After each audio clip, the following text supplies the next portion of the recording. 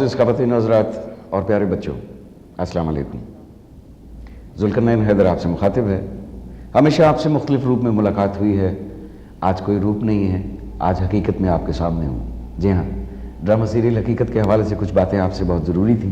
इस ड्रामे को आपके लिए तहरीर और हिदायत दी ज़ुल्करनैन हैदर जी, मैंने खुद। और इस ड्रामे के एग्जीक्यूटिव प्रोड्यूसर हैं Malik Mohammad Yusuf, director of photography Shahid Zahoor. ड्रामे की कास्ट आपके तकरीबन सारे जाने पहचाने फ़नकार जो इस ड्रामे में सीरियल में हिस्सा लेते रहे हैं, शगुफ्ता एजाज, अयाज नाइक, चांदनी, ज़ुल्करनैन हैदर, हुमायूं कुरैशी, बातिन फ़ारूकी, अंजुम मलिक, जहांगीर खान, फ़ारूक ज़मीर, मसूद अख्तर, खालिद भट्ट, रूही खान, रिहा, हन्नान, राबिया और चाइल्ड स्टार मुक़द्दस के अलावा और बहुत से फ़नकार जो आपके पसंदीदा हैं। आप उन्हें मुख्तलिफ सीरियल्स में देखते रहते हैं, इस सीरियल में भी आपने देखा।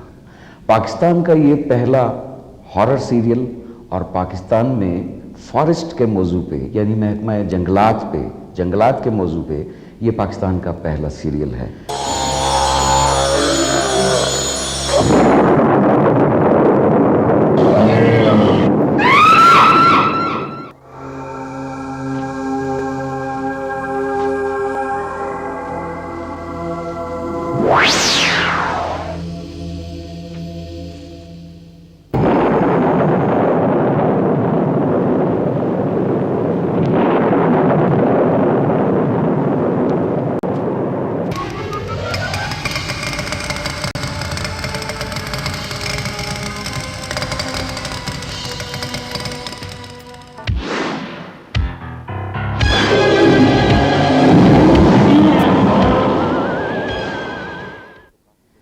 जब इब्तदा में मैंने इसकी तैयारी की तो काफ़ी लोगों ने हैरत का इजहार किया, लेकिन जैसे जैसे मैं शूटिंग्स करता रहा और इसकी एडिटिंग करता रहा तो मुझे एहसास हुआ कि 35-36 साल गुजरने के बावजूद भी लोगों ने हॉरर का सब्जेक्ट क्यों नहीं मुंतखब किया। उसकी वजह यह है कि इसमें खासी दुश्वारियाँ आईं, लेकिन अल्हम्दुलिल्लाह by the grace of God मैं इस सीरियल को आप तक पहुँचाने में कामयाब रहा हूँ। मुख्तलिफ अखबारात, रसाइल और ख़ुतूत और टेलीफोन के ज़रिए जो आपकी पसंदीदा का इज़हार होता रहा और मुझ तक जो आपकी अप्रिसिएशन पहुंची, मैं उसका शुक्रगुज़ार हूं। और अल्हम्दुलिल्लाह मैं इस सीरियल को अगली समाई में भी एक्सटेंड कर रहा हूं। ये सीरियल बढ़ा दी गई है आपके शौक़ और आपकी पसंद को देखते हुए, और इसमें आगे मुख्तलिफ रूप, मुख्तलिफ टर्निंग और मुख्तलिफ फ़नकार हिस्सा ले रहे हैं। लेकिन मसला ये है कि अगर अगले समाई में भी जब ये सीरियल बढ़ जाएगा तो इंशाअल्लाह ये पाकिस्तान का तवील तरीन सीरियल भी कहलाएगा। लेकिन इसके लिए ज़रूरी है कि इतने तवील तरीन सीरियल के लिए मैं आपको गुज़िश्ता एपिसोड जो हो चुके हैं उसकी कहानी दोहरा दूं, ताकि आप में से कुछ लोग ऐसे भी होंगे जिनकी कुछ अक़सात मिस हो गई होंगी या वो ना देख पाए होंगे, तो तसलसल बरकरार रखने के लिए उसका दोहराना बेइंतहा ज़रूरी है। तो इब्तिदा में हमने ये दिखाया कि आमिर और सायरा जो कि मियाँ बीवी हैं, आमिर फॉरेस्ट ऑफिसर है जिसकी पोस्टिंग मरी में हुई है और कई साल शादी के बाद भी उनके यहाँ कोई औलाद नहीं है। इब्तिदा में हमने ये दिखाया कि एक रात इनके दरवाजे पे कोई अपनी बच्ची छोड़ जाता है।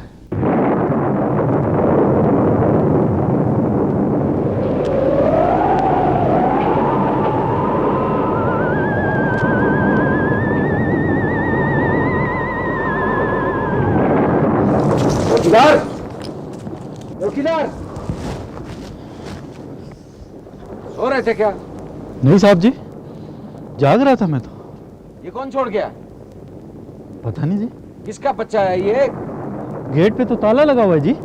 गेट पे ताला लगा हुआ है तो फिर इसे कौन छोड़ के गया है? क्या कर रहे हो आमिर? सर्दी से नीला पड़ा हुआ है, चलो अंदर। किसी को आते जाते देखा है तुमने? नहीं जी। तो फिर इसका मतलब है तुम सो रहे थे। आमिर और सायरा को बच्ची के मिल जाने के बाद बेइंतहा खुशी है और वो खुशी से दोनों मियाँ बीवी पागल हैं।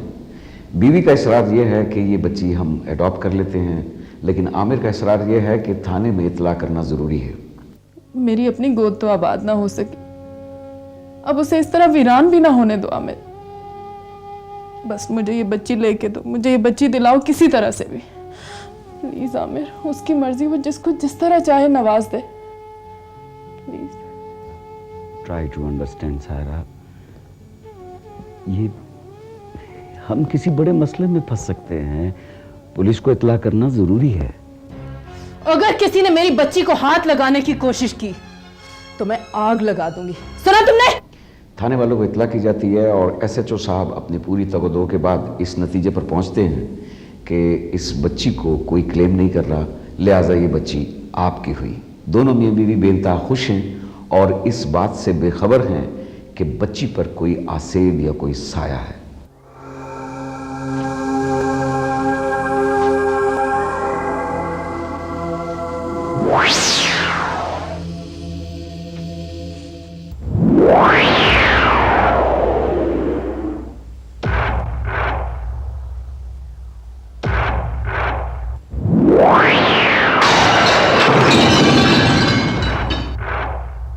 बेगम साहबा, आपको जिन भूतों पर यकीन है? हाँ, इनका वजूद तो है, लेकिन क्यों पूछ रही हो तुम?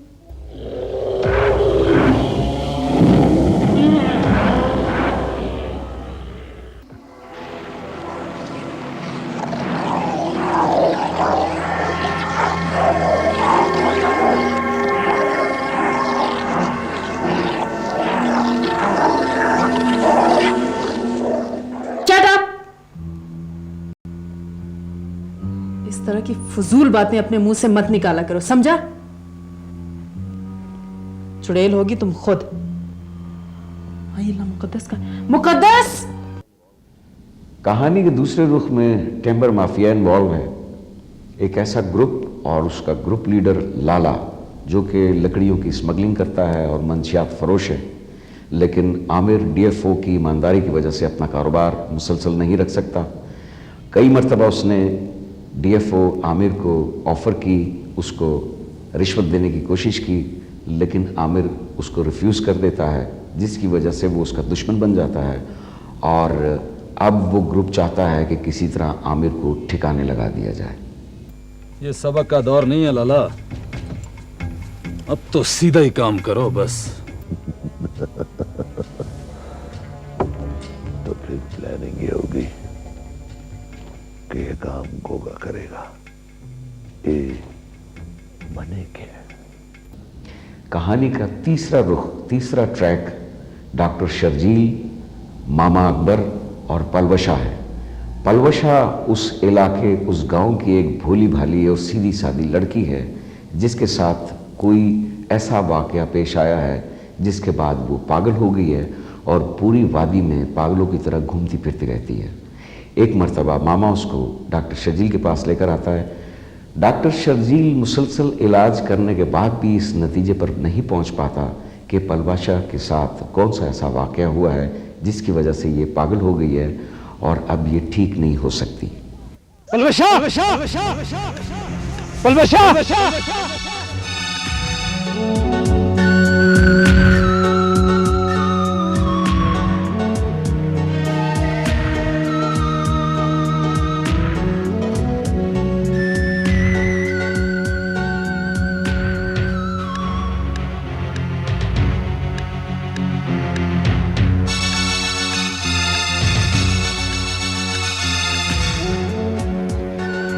नहीं पलवशा, देखो देखो, ये मासूम मर जाएगा। डॉक्टर शर्जील पलवशा का इलाज करता है। दूसरी तरफ मुकद्दस मुख्तलिफ खौफनाक वाक़यात के बाद 6 साल की हो जाती है। और तीसरी तरफ टेम्बर माफिया जब ये देखती है कि वो बेबस है, तो आमिर के कत्ल का मंसूबा बनाया जाता है।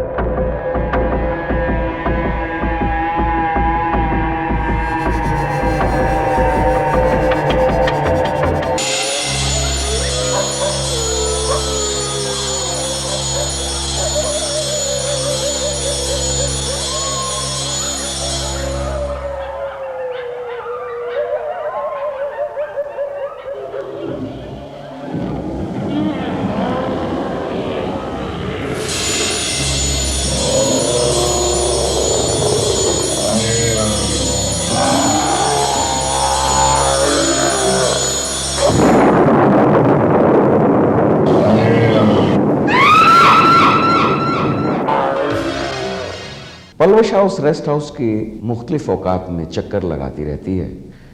डॉक्टर शर्जील एक दिन पलवशा का पीछा करता है और उस रात जिस दिन मुकद्दस ये कत्ल करती है, डॉक्टर शर्जील भी गवाह बन जाता है और पुलिस को बताता है कि वो तमाम कत्ल मुकद्दस ने किए हैं जिस पर कोई आसेब है। ये बात जंगल में आग की तरह फैल जाती है, लेकिन डॉक्टर शर्जील एक हकीकत से आशना होता है, वो ये कि पलवशा पागल नहीं है। तो मुझे बताओ तो सही, आखिर तुम्हारे साथ मसला क्या है? ऐसा कौन सा वाकया है जो तुम्हारे साथ पेश आया है? और आखिर तुम उस रेस्ट हाउस में बार बार क्या ढूंढने जाती हो? बोलो बोलो, जवाब दो।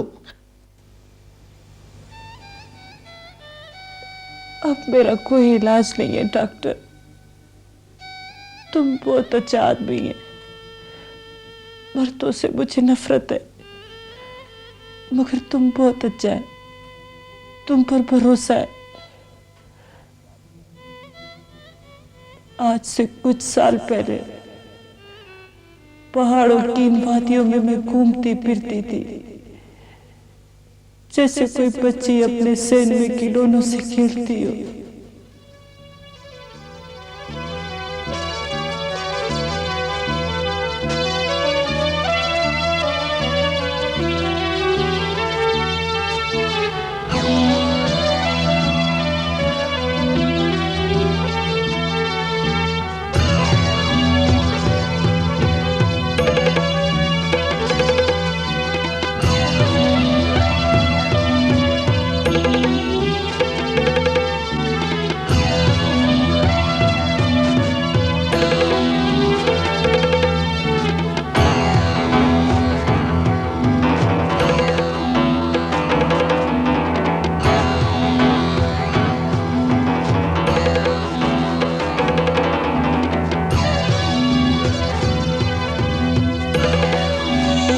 ये देखो, अभी तुमको निशाना सिखाएगी।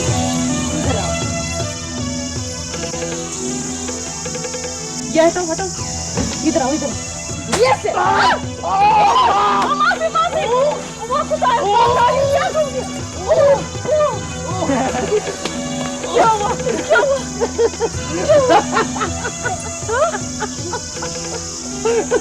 कुछ नहीं हुआ। तेरी बंदूक का वो तो गिर गया।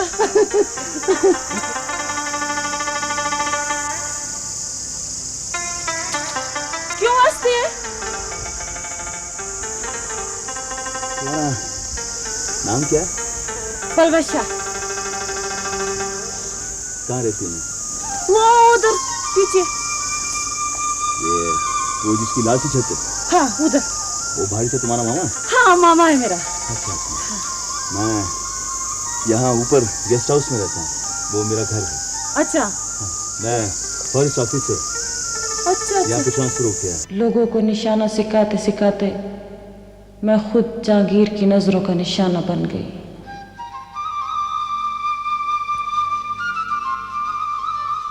वो मुझे अच्छा लगने लगा।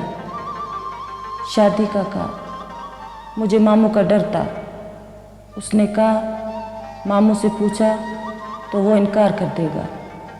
अगर मुझसे प्यार है तो पहले शादी करो, फिर मामू को बताना। कुछ दोस्त इकट्ठे हुए, हमारा शादी हो गई।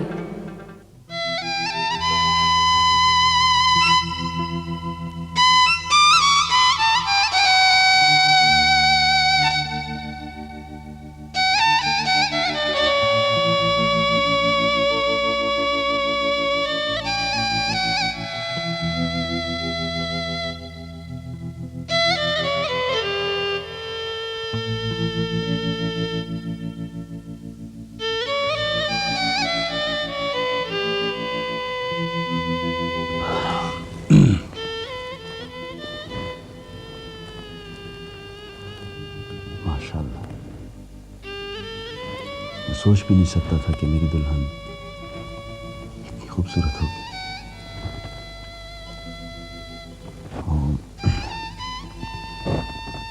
कोई बात करो। अरे क्या हुआ पलवशा? क्या तुम इस शादी से खुश नहीं हो? नहीं, बहुत खुश है, मगर दिल उदास है। क्यों बाबा, आज तो खुशी की रात है। ये कैसा खुशी है, कैसा शादी है। माँ बाप तो मेरा था नहीं, बस एक मामा है, उसको भी मेरा खुशी का पता नहीं है। देखो पलवशा, वो तो तुमने खुद मना किया था कि मामा जी को अभी इस बात का पता नहीं चलना चाहिए, वरना वो ये शादी नहीं होने देंगे। मगर बाबूजी। बाबूजी नहीं, जहांगीर, तुम्हारा जहांगीर। फॉरेस्ट ऑफिसर शादी करके गायब हो जाता है, उसका कोई पता नहीं होता। पलवशा इंतज़ार करती रहती है। इस इंतज़ार में वो एक बच्ची को जन्म देती है। पलवशा बच्ची को जन्म देती है, लेकिन चूंकि लोगों से उसने छुपा रखा है, लिहाजा वो बच्ची को पाल नहीं सकती। फिर एक रात वो आमिर और सायरा के रेस्ट हाउस के पास आकर बच्ची को गेट पर छोड़कर चली जाती है। शर्जील ये तमाम वाक़या सुनता है और बताता है कि वो बच्ची जिसका नाम अब मुक़द्दस है, वो तुम्हारी बच्ची है। पलवशा उस बच्ची को देखने के लिए एक रात रेस्ट हाउस जाती है।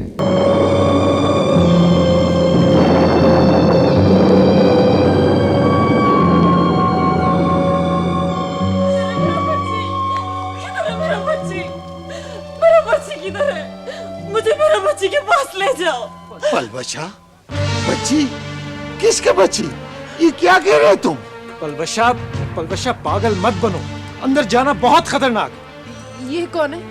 मैं उसका माँ हूँ, वो मेरा बच्ची है। खबरदार, खबरदार, वो सिर्फ मेरी बच्ची है, समझी? नहीं, तुमने सिर्फ उसको पाला है, मगर मैंने उसको दुनिया में लाने के वास्ते अपना जिंदगी खराब कर लिया है। वो मेरा बच्ची है। माँ हो ना तुम, उसकी माँ हो, तो क्यों छोड़ के गई थी उसे मेरे दरवाजे पे बेसहारा? वो मेरा गलती है, मेरा मजबूरी था, मुझे माफ कर दो। उसका जिंदगी की खातिर मैं उसको इधर छोड़ कर गई थी। उसका जिंदगी बचा लो, मेरा बच्ची को बचा लो।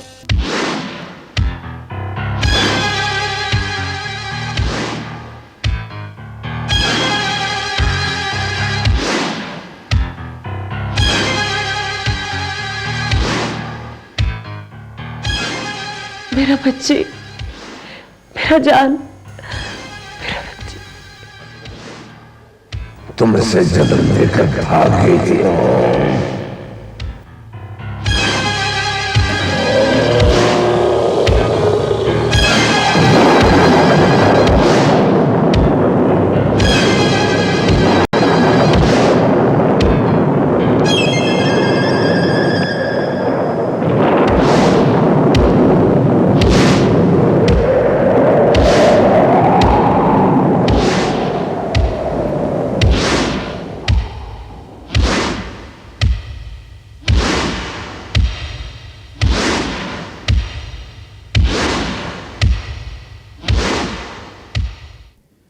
आमिर प्रोफेसर साहब की मदद से और कुरानी आयात पढ़कर जिन या आसेब को काबू तो कर लेता है, लेकिन जिन और आसेब ये वादा लेती है कि अगर इस बच्ची के साथ जुल्म हुआ तो फिर दोबारा आ जाएगी।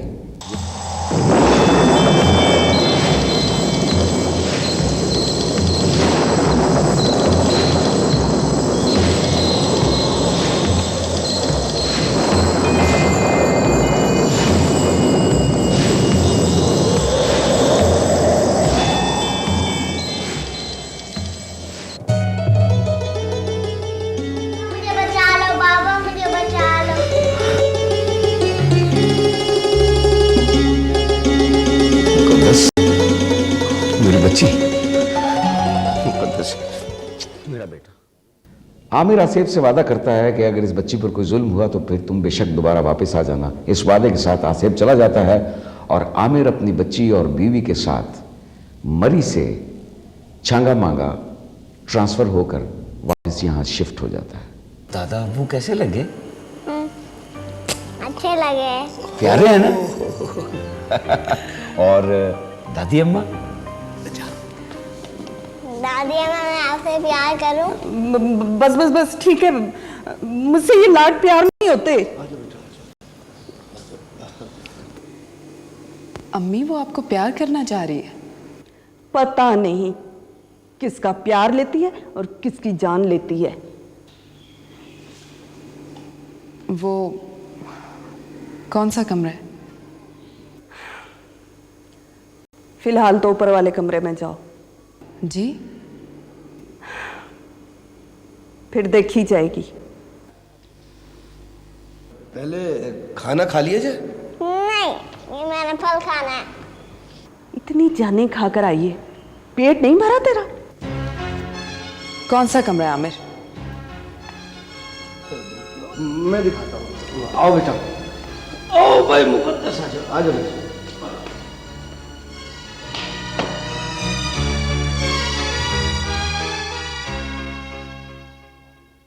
दूसरी तरफ मामू अकबर इस तलाश में है कि पलवशा की शादी में कौन लोग इन्वॉल्व थे। वो बारी बारी ढूंढता है, जिसमें फॉरेस्ट गार्ड और चौकीदार का मर्डर करने के बाद वो जहांगीर की तलाश में है। जहांगीर 6 साल का अरसा जर्मनी में गुजारने के बाद जब वापस पहुंचता है। आप वकील हैं, कोई कानूनी नुक्ता इस मसले के लिए निकालें प्लीज। जी, शादी कर लें। वकील साहब, पहले तो इस उम्र में शादी मुमकिन नहीं है, और अगर मैं शादी कर भी लूं तो फिर मेरी औलाद हो, और जब मेरी औलाद हो तो फिर मैं उनके बड़े होने का इंतजार करूं, और फिर वसीयत की पहली शिक है सर। वरना जायदाद ट्रस्ट के नाम खुद ब खुद चली जाएगी।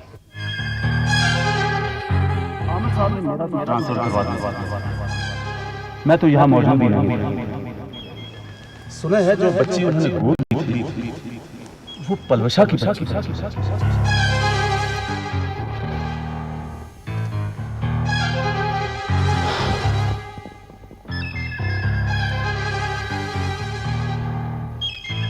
कुछ भी हो, खून है वो मेरा, औलाद है वो मेरी, बेटी है वो। जी फरमाइए।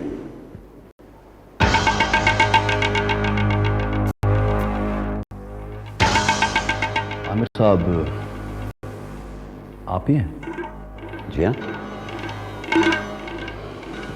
मुझे जहांगीर कहते हैं, जहांगीर खान। माफ कीजिएगा, मुझे आने में जरा देर हो गई। अरे नहीं आमिर साहब, माफी तो मुझे मांगनी है आपसे, क्योंकि आने में मुझे जरा देर हुई है। मैं कुछ समझा नहीं।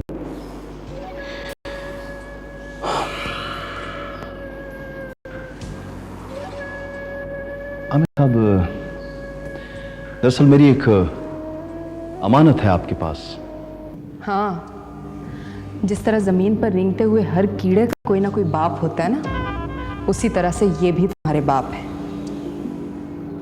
जाओ, अगर तुम इनके साथ जाना चाहती हो तो हमें कोई एतराज नहीं। जाओ बेटा। बेटी, मैं तुम्हें अपनी सारी मजबूरियां बताऊंगा, तुम्हारे सारे शिकवे दूर करूंगा बेटी। आओ मेरे पास आओ।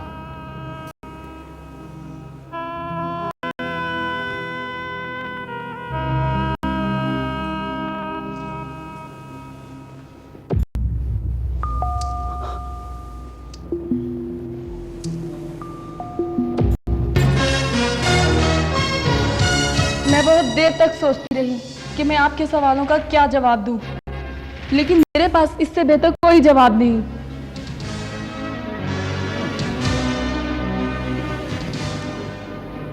तुम्हारा गिला बजा है बेटी, और तुम्हारा ये अंदाज भी मुझे अच्छा लगा बेटी। Shut up! बेटी का लफ्ज आपके मुंह से अच्छा नहीं लगता। सुन लिया हमारी बेटी का फैसला? वो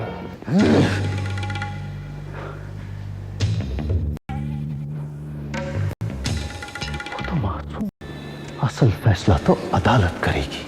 मामा अकबर उसका पीछा करता रहता है, लेकिन जहांगीर यहाँ पहुंचकर अदालत से रुजू करता है और अपनी बच्ची को हासिल करना चाहता है। अदालत अपना फैसला सुनाती है कि चूंकि मुकद्दस अभी नाबालिग है और हकीकी बाप जहांगीर ही है, लेकिन बच्ची अपना फैसला सुनाएगी कि वो किसके साथ रहना चाहती है। मुकद्दस, बगैर किसी खौफ और दबाव के तुम ये बताओ कि तुम किसके साथ जाना चाहती हो?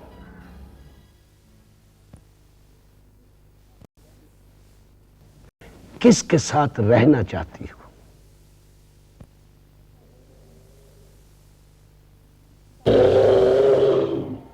अपने बाबा के साथ। कौन से बाबा के साथ? आमिर बाबा या जहांगीर बाबा?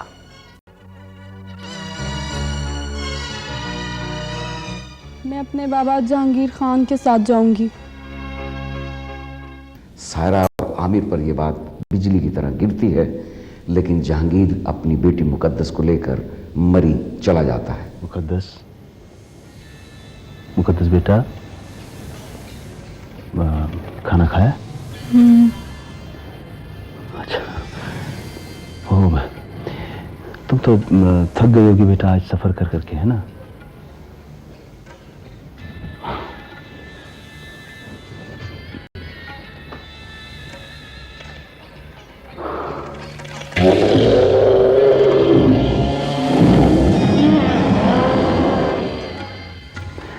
चलो अभी सो जाओ, सुबह बातें करेंगे, ठीक?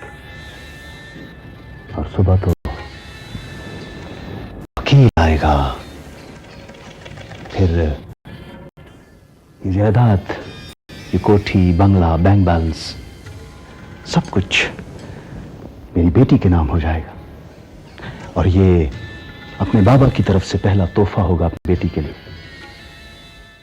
मरी पहुंचने के बाद पता चलता है कि यह फैसला मुकद्दस का अपना नहीं था, बल्कि वो आसेब और जिन दोबारा उस पर आ गया है और उसने ये फैसला जबरदस्ती मुकद्दस के मुंह से कहलवाया।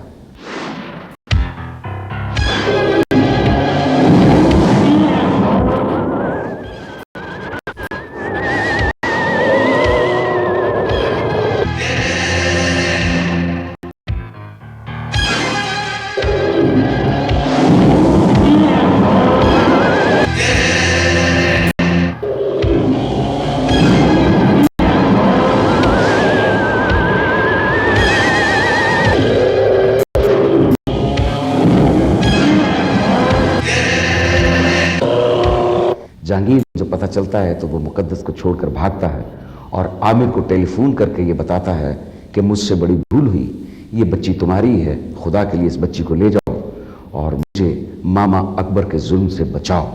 Hello Aamir, Aamir, Aamir please, please जल्दी से मुझ तक पहुंच के मुझे बचा ले आमिर, आमिर प्लीज। कौन? जहांगीर? हाँ हाँ हाँ, मैं जहांगीर, आमिर जहांगीर बोल रहा हूँ। आमिर, आमिर खुदा के लिए जल्दी मुझ तक पहुंच के मुझे बचा ले भाई। क्या हुआ? वो मुकद्दस को पता नहीं जिन है, भूत है, उसको कोई साया है, उसने मेरे 3 आदमियों को मार दिया। क्या? आमिर, हाँ आमिर, आमिर मुझसे भूल हो गई, वो मेरी नहीं, मेरी बेटी आमिर, आमिर मुझसे भूल हो गई, भाई आके अपनी अमानत ले जा। आमिर और सायरा शर्जील अपनी बीवी और बच्चे शान के साथ मरी पहुंचते हैं।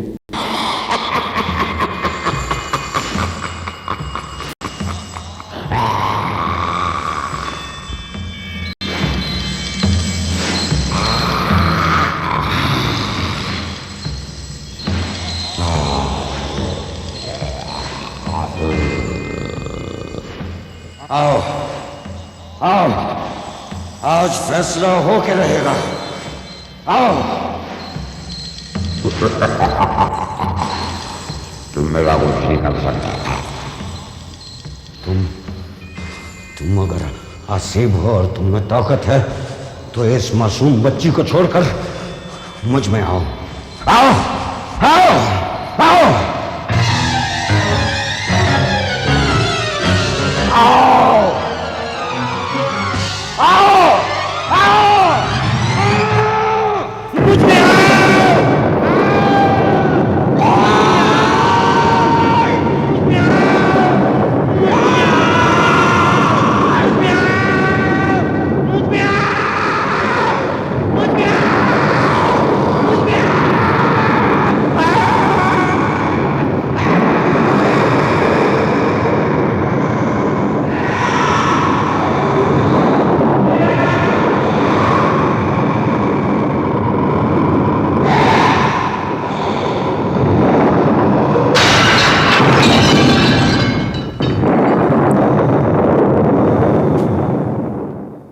मामा अकबर जहांगीर का पीछा करते हुए एक जगह पहुंचता है।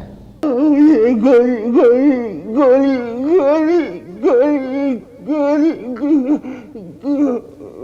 ना ना ना जहांगीर खान ना, तुमको गोली मार दिया तो तुम्हारी सजा खत्म हो जाएगी। जब तक तुम्हारा आखिरी सांस होएगा ना, यह सजा खत्म नहीं होएगी। मैं पलवशा के सदके में तुमको लंबी उम्र की दुआ करूंगा, दुआ करूंगा। आमीन।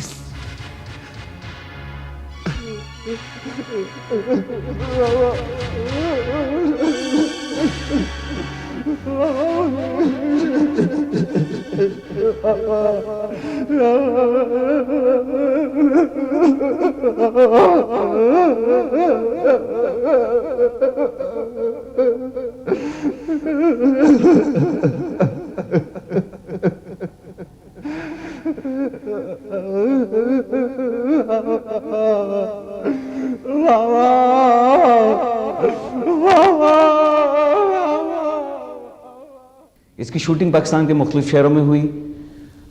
मरी, बूरबंद, एबटाबाद, मानसेरा, छांगा मांगा और लाहौर के अलावा और कई शहरों में। अब कहानी एक नए रुख और नए मोड़ पर है। आगे बड़ा सस्पेंस है और आगे आपके लिए मुख्तलिफ नए अंदाज से नई कहानियाँ और कुछ नए फ़नकार और कुछ पुराने फ़नकार सब मिलकर ये सीरियल आगे बढ़ाएंगे। मैं खुदा का शुक्रगुजार हूँ कि परवरदिगार ने जो मैंने काम किया था उसको आपने पसंद किया। इसके अलावा मैं अपनी टीम का भी शुक्रिया अदा करता हूँ, ख़ास तौर से शाहिद ज़हूर साहब का, जो मेरे साथ कैमरे पे भी थे, एडिटिंग में भी थे और दिन रात उन्होंने एक किया। मैं अब नए एपिसोड और नई कहानी के साथ, जो कि आप इंशाल्लाह किस्त नंबर 20 से देखेंगे, उस वक्त तक मैं आपसे इजाज़त चाहूँगा। अपनी दुआओं में शामिल रखिएगा। अल्लाह हाफिज़।